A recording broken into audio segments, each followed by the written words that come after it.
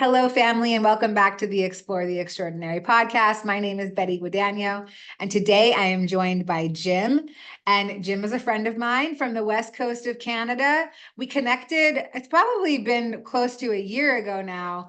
Jim had seen a podcast that I had done, and we started talking about spiritual experiences, and we were talking about writing, and it was just a really cool, conscious conversation that we had.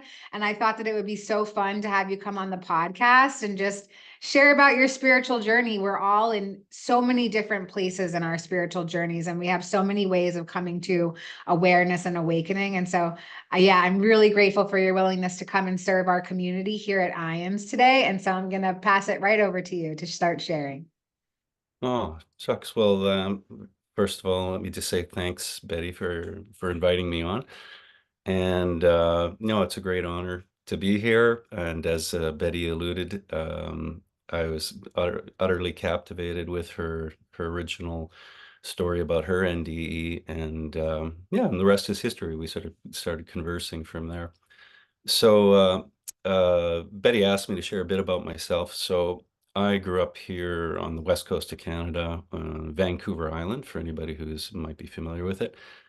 And I guess I like to draw attention to that because at the time when I was growing up here, Vancouver Island was very much a sort of a resource-based, economy. It was all lumberjacks and fishermen and stuff. And I grew up in a small logging and fishing town. And I had these pretty conservative parents. My dad was a World War II veteran who landed at Normandy and all this kind of stuff. And I'll talk about all these things because I think context is a really big part of who we are and who we become and how we experience our journey. Obviously, there's people who are born in India and they grew up from day one, within a household where they're meditating and they're practicing yoga and what have you. That was not my childhood at all. But I was raised in the Anglican Church of Canada, which in the United States would equate to the Episcopalian Church. And so it's pretty, straight up, uh, white bread kind of, Christian upbringing kind of thing. I'm really grateful for. Yeah, I'm really, really grateful for because certainly in my country parish, um, there was no hell and damnation. There was just absolutely none of that. So I'm really, really grateful for that because, of course, children are so impressionable and, I'm sure there's probably a lot of people watching this that can attest to that, the struggles that they may have had coming out of it, whatever their religious tradition is. But in my case, I can honestly say it was all positive and it was all about love and it was all about, in this case, framed in the context of Jesus, great teacher. Do unto others as you would have them do unto you and all the rest of it. Anyways, I think that was a really, really good grounding for me. But then around age 12, of my own recognizance, I chose to take confirmation classes into the church, and I'd been baptized, of course, and the tradition is, you at age, around age 12, you say, well, okay, I hereby take up the mantle, and I agree that, yeah, I'm going to continue in the faith, and and do the work, kind of thing. And I was genuinely, again, I think this probably says a lot about where I was coming from. I'm going to say probably past life kind of stuff, because I can assure you that most of the other kids, the few other kids in my little town that were doing the confirmation classes with me, they were only there because their parents were forcing them to be there. But I was genuinely enthused, like, oh yeah, this was meaningful to me. And anyways, so I do that.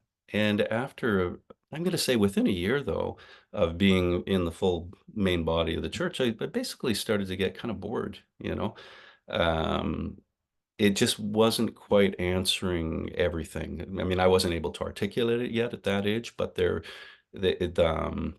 I had a sense that there must be more. Well, the universe then, as it sort of has its way of doing, uh, provided a channel or a means for me to sort of grow beyond those bounds. And it came in the form of my older brother who had long, left town and was living in another part of the country. He came back to visit and he started talking about this wonderful teacher he'd met. And he was a student of this teacher of Eastern meditation, who, as it turns out, was one of the 14 originally ordained ministers of Paramahansa Yogananda, for anybody out there who might be familiar with Paramahansa Yogananda. Anyways, so the rest of the story is I met this teacher, and from the first moment, it was like, thunderbolt, lightning bolt experience of, wow, like this speaks to me, this resonates for me. And that's when I began my own practice of meditation. And where this starts to link up with, I'm going to say with your experience, Betty, and I think this is what resonated so much for me when you were describing your NDE and other NDEs that I've,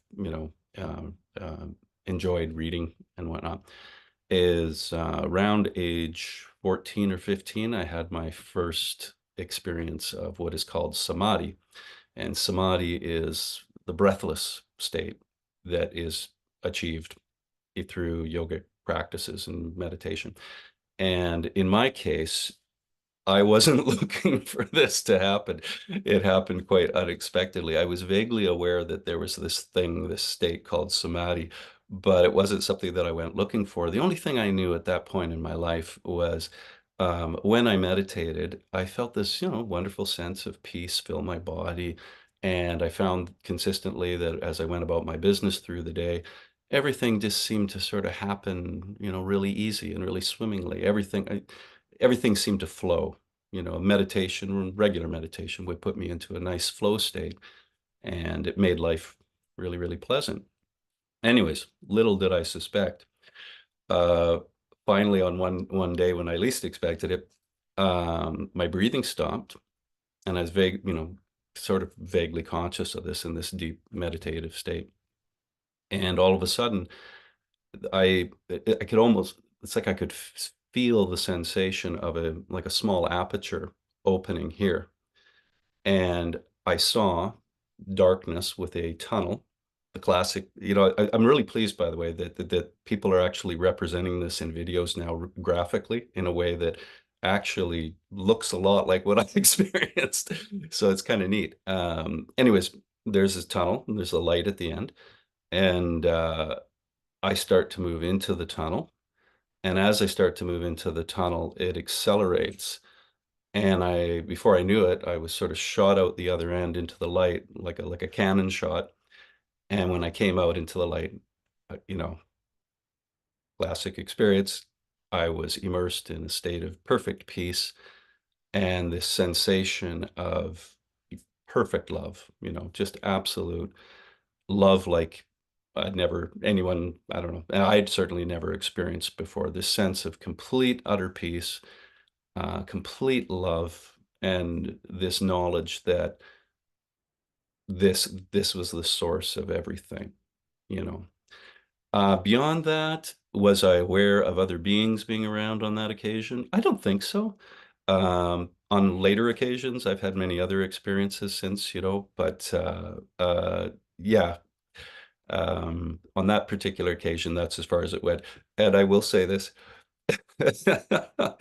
I was in this experience and it was so intense that at some point I felt myself, I'm gonna suggest that it was whatever that little furry animal is, that resides within us, the ego consciousness, that frightened little animal sort of realized, oh my God, this is way too intense, and as soon as I sort of had that thought, I found myself going pop back into my body again, into body consciousness, so anyways, that's sort of my backstory. From there, Betty, we can go in 100 different directions. I mean, there's a lot of other things that have happened since, and involving, yeah, visions and beings of all sorts and all kinds of stuff. I guess I before I get to it, I would just say though that I like to take it all in stride, and I always like to take that stuff and bring it back to, okay, what does it mean for me today? Because I still need to go to the grocery store and buy groceries. And I want to be functioning in this world. I want to be useful to other people and, and whatnot. So, Wow. Yeah. Thank you so much for sharing. A couple of things that really like popped out for me. Number one, you're sharing about a profound spiritual experience that has so many mirrored experiences to near death experiencers, Yeah. and that did not happen through death. And so I think that that's a really important thing to bring up, that we can have these profound experiences. I love how you said, like, this was not through any sort of practice. This is just something that happened. And why do things like that happen? I don't know. I think lots of people have different theories around it, but what we do with it, like how you just said, how do I remain having my human experience when I've seen and touched the intangible? But I came here to have a human experience, right? And I think that that is such an important key. And maybe we could talk a little bit more about that. I would love to hear about some of your other experiences as well, with beings or entities, or like, let's get real weird and talk about all things spiritual. But how do you find the balance in knowing that you've had these very profound life-changing experiences, that you've found spiritual teachers that have resonated with you in deep, knowing ways, and still go to the grocery store and buy toilet paper? Wow. Yeah. Well, yeah. How do you find balance? Yeah, that's $1 million question, I think. And for everybody, of course, it's going to be different. So again, I always like to acknowledge that in my conversations with people, because again, we all come from different traditions, we all come from different perspectives. I think I do earnestly believe that we are all heading towards the same truth, you know. But how we get there is very, very personal, right? And so how do we achieve balance? Well, I guess I can only talk about how I achieved, or I think I've achieved balance. I don't know. Uh, I can tell you there's been plenty of times when I've been imbalanced. And again, I think anybody who's been earnestly been on a path for any length of time is probably, and had, these different experiences of ecstasy, or maybe encounters with other entities and beings and stuff, it can all get very confusing. And but for myself, I tend to believe it has a lot to do with that early grounding that I had as a child. And that's why I like to always put emphasis on that, like, because that in turn has serious implications for how we live today as communities, as families, and with parents and what have you. Children are precious and they're delicate creatures. And, I'm a gardener, by the way. I'm an avid gardener. So I always make the comparison with, gardening, and you're gonna plant something, you need to take care of it. You need to water it the right way. Now, plants, just like children, are remarkably resilient. It's sometimes it doesn't matter how much you mess up in the work that you're doing, they somehow miraculously come through. But having said all that, though, I believe that it is incumbent upon us to at least make a decent effort. And so I was, yeah, I'm just grateful that I had a good childhood that way, with, reasonable parents. And even if they weren't meditating or anything, they sort of set a, good foundation. But I think there's another element here. There's the mental aspect. When we talk about, keeping balance. Um, a lot of these experiences, of course, can be very, very disorienting. And if I can speak for a moment from the yogic perspective, it's pretty well understood, at least in India, that if you practice certain meditation techniques and yogic techniques, you run a little bit of risk at times if you overdo it, Like, so what does that mean? There are practitioners. I know people here in North America who they got into meditation, they enjoy the experience, and they go, wow, if meditating 1 hour a day feels really good, and some nice things are happening for me, my life's working out, I'm going to try meditating 6 hours a day, and that's got to be better, right? And not always the case, because what happens is, we have a nervous system and this is what mediates our experience between this physical body and the higher realms. And if you start opening up some of those channels within the nervous system too quickly, too soon, and your body isn't prepared for whatever number of reasons, it can be toxicity, due to poor diet. It can be toxicity due to all sorts of substances. It can be emotional, psychological, mental toxicity, if you will, from, childhood trauma, and all sorts of things. So what you wanted, I believe in slow and steady wins the race, just like the tortoise and the hare. I could say this too. For years, when people would in the community would talk about, oh yeah, I can't wait to, achieve enlightenment, I want to go all the way, and I want to make sure that I, cancel out the cycle of rebirths, and whatever in this lifetime. And I'm like, yeah, I don't know. I'm happy just to go one step at a time, and let's just see where we get. And I'll check in with you later. But anyways, it's been working. I feel like it's been working for me because year by year, there's been sort of a steady unfoldment, I think. And I've become, I don't know, in practical terms, I've become more even-tempered. I've, yeah. And then, of course, things like, I like bringing this up to sort of this part of the picture of how things happen naturally, is that I never used to see auras.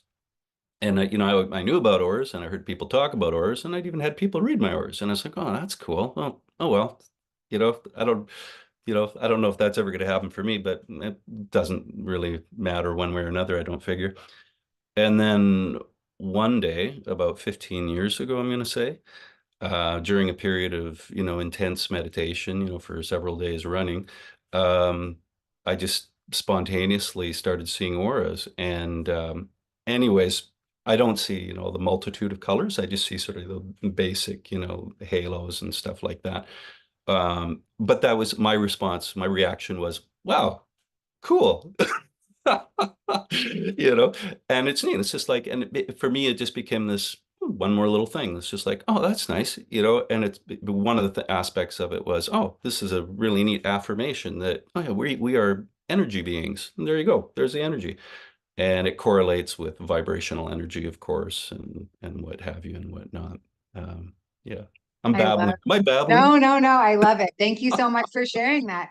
I think that there's a lot to say there, that somebody could experience a new spiritual gift being awoken to them and think, oh, cool. Because I feel like, for me personally, like in my own journey, when the world of spirituality started to open up to me, I was like, whoa, close the door, shut my eyes, like put a blanket over my head. I do not want to see this, just because it was so unfamiliar. But I would imagine because you've surrounded yourself with spiritual information, that you're much more open-minded to this happening. And so, for me, what I'm getting out of what you're saying is that knowledge is power. The more that we can expose ourselves to, the more we can like ease into a different sort of reality, one that's more open-minded, is based around spiritual principles. So yeah, what comes up for you as I'm saying that? Anything? Um, yeah. Yeah. Sorry. No, I think I lost the train of thought. So Yeah. like, do you feel like because you had empowered yourself through knowledge that you were more willing to sort of be brave and step into this whole world of spiritual awakening? Yeah. Yeah, no, for sure. Yeah, absolutely. And of course that's involved, plenty of reading, as you might imagine. And I've done reading from pretty much every tradition, every faith, over the course of 40 years. It wasn't all that hard. I didn't go out and try to read all of the world's scripture in the span of 12 months or whatever, and pretend to be an expert on it. But just over 40 years, things would just sort of fall into your lap, and even like on one occasion, a copy of the Quran, it just literally almost fell into my lap. And I went, I'm going to take that as a side. I've never read the Quran, so I'm going to look at it and see what that's about, and I read some of that. But I've read all sorts of stuff. The things that spoke to me very early on were the Upanishads, you know. There's a lot in there. And then, of course, and this is all relating to, in particular, into yoga and meditation, right? And, the famous works of Patanjali, Patanjali's Yoga Sutras. So there's a bunch of information in there.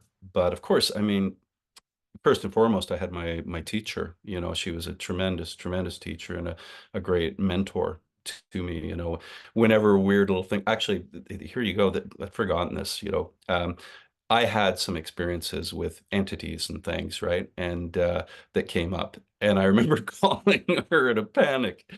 And I said, "This is what happened," you know, and she said, her response was so cool. She was a really neat woman. She's very even keeled. She said, "Oh yeah, yeah, I had some experiences with those guys. Yeah, you just want to sort of, yeah, you don't want to sort of mess around with those guys too much. I mean, that's nice, but you know, just tell them that thanks, but no thanks. You're working on your own stuff, you know."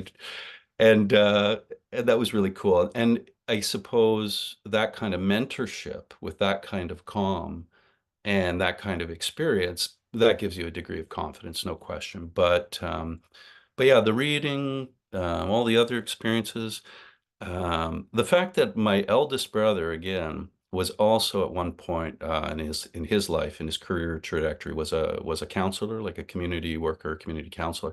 So I grew up sort of, whether I liked it or not, the unwitting, subject of a lot of psychoanalysis and and sort of developing sort of communication skills and and this sort of stuff.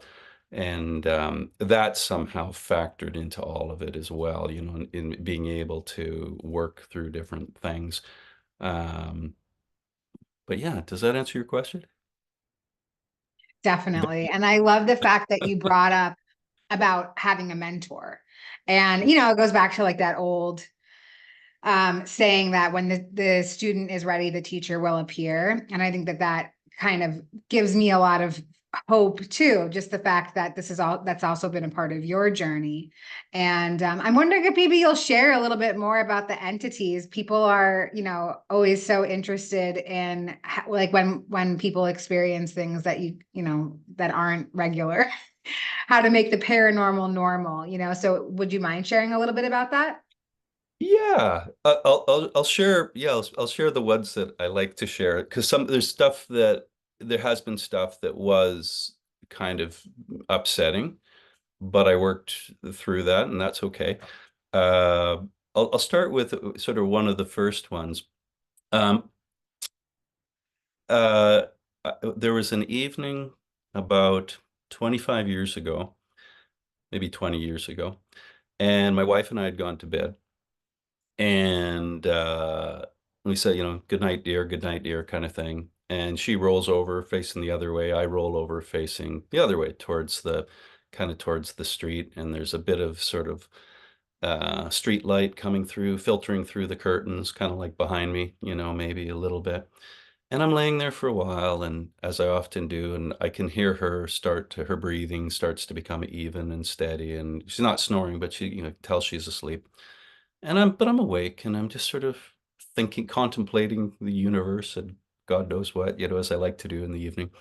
And as I'm laying there, very relaxed, not thinking about anything that would make me anxious per se, all of a sudden, very suddenly, I felt this cold chill run down my back, like there was a big block of ice behind me, like it was really cold. And without even hesitating, like without thinking, it was kind of startling, right? So I just rolled over. And I roll over, and there, I almost am afraid to share this with people because I don't want to scare anybody. So this is a trigger warning for anybody out there who may have, had these sorts of experiences. I turn around, and there on top of my wife, I hope that wasn't a Freudian slip. But there on top of my wife, unbeknownst to her, was this creature on all fours, almost like a dog, shall we say, but it looked like a gray. It was a gray. I'm going to say it was a gray. But what was interesting about it, as I looked at it and I sort of drew a sharp breath immediately, it was, I was so shocked.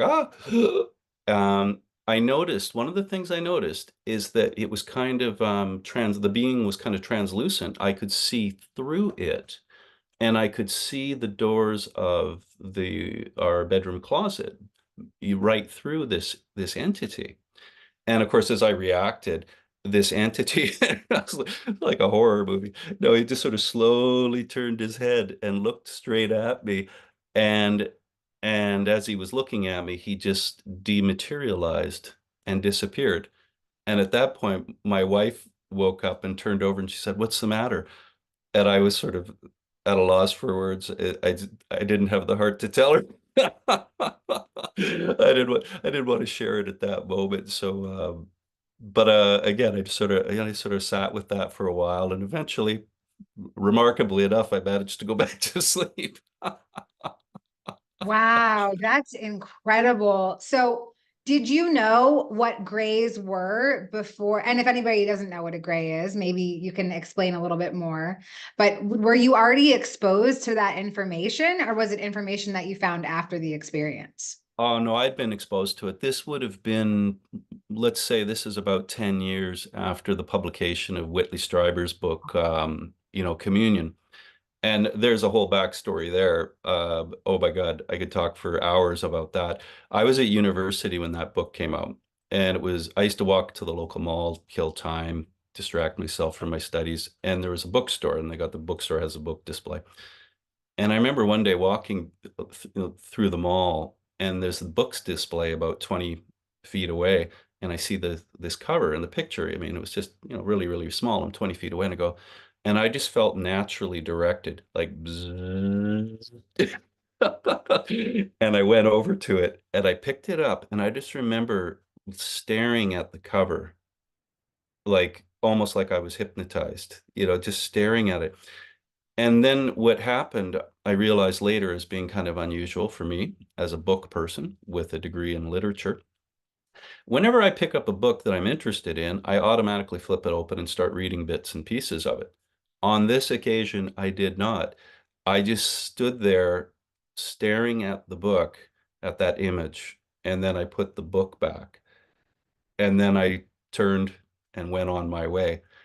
And later, I went back home between semesters at university, and I'm reunited with my elder brother and my two older brothers and my sister, and they're all talking about this book that they're reading, and I'm listening. I'm like, "Oh, what's this book that you're talking about?" And then they say, "This book." And I went, like, "Oh my God, okay, so what's that about?" And then we started talking about it and unpacking it. And I don't want to sort of go down the rabbit hole on this because, like, again, we could talk for hours, but in my region of the world, there is a long, long, long, long history of UFO encounters, sightings, abductions, all kinds of stuff. And I have some memories, stuff that slowly come back and whatnot. So it's kind of like, yeah, been there, done that. There's a whole history there. And but it's not that I'm averse to talking about it. It's just that there's so much. Like I say, it's a rabbit hole. And I guess it's indicative of what my teacher taught me years ago. Like, I don't like to get too, hung up on it and too distracted by it. It's important to understand it. And I absolutely don't believe that we should be in denial about these things. We should make, reasonable efforts to understand what's going on and whatnot. But yeah, but that's sort of the extent of it. I wanted to point to, I think you would be very interested in this story that I want to share now. A couple of years ago, and this is going to relate to entities and everything. Okay, so a couple of years ago, I went and did my first professional past life, hypnotic regression with a very highly qualified, really, really good therapist here in where I live. And um, it was really interesting. I was trying to unpack, I was trying to get at something that, that I carried with me all my life. There was a particular kind of issue that was bothering me. And I remember reading through some of these, past life regression books that people were saying, if you ever got something in your life that's really sticky and like it won't go away, it doesn't matter how much meditation you do, it doesn't matter how much you work out at the gym, it doesn't, this just won't go away. And that's very often a sign that it's a red flag, that there's something maybe from a past life that's just still kind of sticking to you, and it's, you need to get over it. Anyway, so the regression therapy can help. So anyway, so I go and do this, and sure enough, I go to a past life where, yeah, it was in Europe a couple hundred years ago. Very interesting life. Very much just reflects a lot of my current tendencies and habits, in terms of being a gardener and everything else. But here's the punchline. At the end of your past life regression, you're led to the time of your death. And it's like, okay, you're going to die now. And okay, what does that look like? Okay, I died a heart attack. And it's like, okay, now you're going to go to the light. And usually in these experiences, people go to the light pretty quickly. And they didn't go, oh yeah, it's a beautiful experience. I'm in the light and I'm surrounded by my relatives and it's great. Uh, I got about halfway and I was like literally in this vision that I was having, this internal vision. Oh, and keep in mind, by the way, for anybody that's not familiar with this, is that at no time did I forget that who I was. I knew that I was Jim Grove on Vancouver Island on this woman's, therapeutic office. But at the same time, I was having these clear visions from whatever this past life was. So I'm going up into the clouds, into the sky, and then I just get stuck. And I started like sobbing and crying, and this heavy grief came out, which was the whole reason I went there in the first place, was this grief that I've carried all my life and had carried all my life. And so the therapist says, okay, I want you to now summon your guides. You can do this. You can summon your guides, and your guides will come, and they'll help you out with this. So in under hypnosis, you just sort of you think the thought, and yeah, sure enough, the stuff happens. Well, this is what happened. This is the vision I had. And let's for a moment understand too that whatever visions are, a lot of times they can be, I believe, a projection of our own consciousness, our little human brain, trying to make sense of whatever this information is and these energies are that are coming to us, right?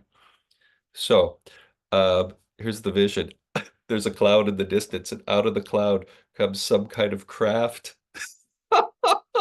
And I have to laugh. And this craft sort of approaches me, and then all of a sudden, the craft isn't there. There's just these two beings in front of me, and I can sense one of them is male and one of them is female, and they're communicating with me telepathically, and they're just reassuring me, and they're entirely loving, and it's absolutely wonderful. It's beautiful. Uh, but the punchline is I'm looking at them, and part of my present day consciousness is just kind of like, holy smokes. Uh, they look like extraterrestrials as we understand them, right? Not grays precisely, but the other beings that they often describe, who are taller but kind of that chiseled, pointy chin and big eyes and stuff. And like I say, I feel fortunate that I could laugh about this stuff. Just sort of like, okay, this is what's happening. The beauty of it is that through that experience, my guides did as my therapist promised. They led me through to the white light, and then I was able to complete that experience and tie it up in a bow. I resolved that issue, by the way, that I had gone there to see her for. So it's really a wonderful experience. Wow, thank you so much for sharing that, because a light bulb just went off in my head as you were sharing, and I was like, oh yeah, of course, it's probably past life something. So I that's just like for me in this very right now moment. Thank you very, very much. And yeah, again, like you're kind of sharing more about how like willing and accepting you are to be confronted and to dive into these deep realms of consciousness. And I think that that is amazing, because I think that it takes a certain level of courage, exercising that spiritual principle of courage in our lives in order to continue to be a seeker, to search, and to remain open-minded to experiences and like, weird fringe stuff happening to us. I think that's so great. And I just want to say that at IANS, we actually are just starting a UFO ET NDE experiencer group. So I'm going to put a link for that in the liner notes of this episode, because Uh-huh. it's very synchronistic that you happen to be sharing about this. And we're Well, just starting this group at IANS, because I feel like the experiences are very linked together. I feel like people who have sort of ET experiences, like these are spiritual experiences. It's like other realms of spiritual worlds. So I'm so grateful that you're sharing about it. yeah. I think I'm suddenly reminded of, amidst my, many readings and whatnot, and then direct conversations with my own teacher. Um, if you delve into the writings of, some of the yogis of India, they talk about there's other planets, with other beings. And this isn't often presented in North America when people go and take yoga classes or whatever. This isn't talked about, right? And unfortunately, it somewhat bothers me that if it ever does come up, people here are very, very quick to be dismissive about it, which I find, quite frankly, implicitly bigoted, if not maybe perhaps racist. It's like, oh yeah, well, we really like the yoga stuff, and I like, wearing yoga pants, but oh, that other stuff, nah, it's too weird. They didn't really know what they were talking about. They had some crazy ideas, but hey, I really like being in the yoga studio. And it's like, no, these guys like consistently they talk about this. Yeah, there's other planets, there's other beings. And they take that same approach that my teacher did, which is, well, yeah, well, okay, if you happen to run into these guys, maybe, yeah, pay attention and see what they have to say. But also don't just sort of jump in and make the assumption, oh, they must be enlightened beings who are, they're going to fix everything for me. Nah, we're supposed to be fixing things for ourselves. Wow. That is the journey. The journey is that each of us, are supposed to be, assuming the responsibility of doing our own personal work. And now, along the way, if these other guys show up and they help us out with some good information and nice, some mentorship and a few pointers, hey, that's great. But we can never allow ourselves to sort of slip into this delusion that, oh, great, they're here now, we don't have to do anything. Let's just step back, let them take care of it. No, it's not. That's not how it works. Wow. Yes, I love that. I love that so much. Yeah, it's just reminding me, like I just watched this like docu-series about a cult. And it was basically exactly what you're saying. Like, oh, they'll come, they'll clean it up, and we're just gonna wait for it. And yeah, like that really takes all the autonomy out of the spiritual journey. Like we came here to experience something for ourselves. And I love that you're, yeah, I don't know why that's what came into my mind when you said that. We're not a cult. We're not trying to start a cult unless, no, I'm just kidding. Um, but Well, yeah, I love that. yeah, and it's interesting when you said that, I'm reminded of another thing. It's okay. It's another. mm, I'm gonna get on my pulpit here and start preaching, but one of the things that I earnestly believe is that Christianity was hijacked in the very earliest days of Christianity, and a lot of and this relates to what you were just saying, is Jesus's teachings were absolutely completely inverted by the church of I don't want to point fingers. I won't say any more than that. But basically, if you actually read the New Testament and the bits and bobs, where Jesus is actually talking and has things to say, one of the recurring themes, if you actually pay attention, is that we're each meant to take responsibility for ourselves. We're supposed to pick up. He says, "Pick up your cross." He says, "Pick up your cross." And it's like, that should give us pause to stop and wonder, gee, what was he talking about? And it's like, no, I don't need to pick up any crosses. Jesus died on the cross for me. He did all the work. I'm off scot-free. I'm just waiting now for the rapture. And it's just like, no, no, that's not what Jesus was teaching. It's like you have to do the work. And but of course, I think it's human nature that we always want mama and papa to take care of us. It's like, I don't want to take responsibility. I don't want to be accountable for what comes out of my mouth or my actions and my choices. It's so much easier and really pleasing to me to imagine that someone else will just take care of it all for me. Wow, thank you so much for that interpretation. That really is very profound, and it just closed a bunch of loops for me. I've never heard that phrase that way. I've never thought of it that way. But yeah, I think it might be, well, it's part of the conditioning, right? I mean, obviously, we're born and somebody takes care of us from the second that we're like these helpless little newborns. And so, that's part of the conditioning. And I think that most like the greatest gift about conditioning is to learn how to uncondition and recondition. So I love what you're saying, because Yeah. it's just another reminder that maybe we've been misled, and not purposefully or maliciously, but just it's just the way that it is, because I think that Yeah. that's part of the human experience, is to unlearn and relearn. And yeah, I'm so grateful for you and your willingness to come out and share. You've led a super fascinating life. And I'm so grateful for you, and yeah, just being willing to share, just with me and with whoever else watches this. So I just want to see if there's anything else that you'd like to share to feel more complete about our time together today. Oh, one thought just occurred to me after I just finished slaying the Christian church. Um, I consider myself at heart a Christian, or you could even call it a Christian yogi. And I want to acknowledge that within the Christian church at large, there's no question, no doubt in my mind that there are tremendous, wonderful, great spiritual people and throughout the history of Christianity. And for example, I have a whole collection of books, and writings by Christian mystics throughout the ages.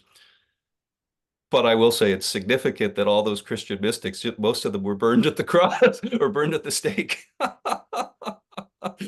And but having said all that, I still want to believe, even in these times when the church has been criticized so much and has been been dismantled through so many criticisms and whatnot. I think it's really important to remember that all of these faiths, Christianity and everything else, so they all have brought something good into the world, and I think it's really important to remember that. I think what we're experiencing right now in the terms of, well, let's call it the awakening and the transition to the fifth dimensional consciousness, whatever we want to call it. I think it's just indicative of the fact that this is part of our evolution as human beings, and this is if you become a student of history, and I encourage people to do that, give some time, give some thought to thinking about how we were behaving 10,000 years ago, how we were behaving 5,000 years ago, and even 500 years ago, and let's give ourselves a little bit of credit. We've come along. Excuse me, we've come a long way, and it's really important, I think, to look at that overall arc of the story, and yeah, and keep pushing forward. I love that. Thank you so much for, yeah, you have such a kind spirit. I think that's because you're from Canada, and I really dig it. I'm just so grateful. Thank you so much. And we'll see you next time. Betty, thank you so much. You take care. Be wavy.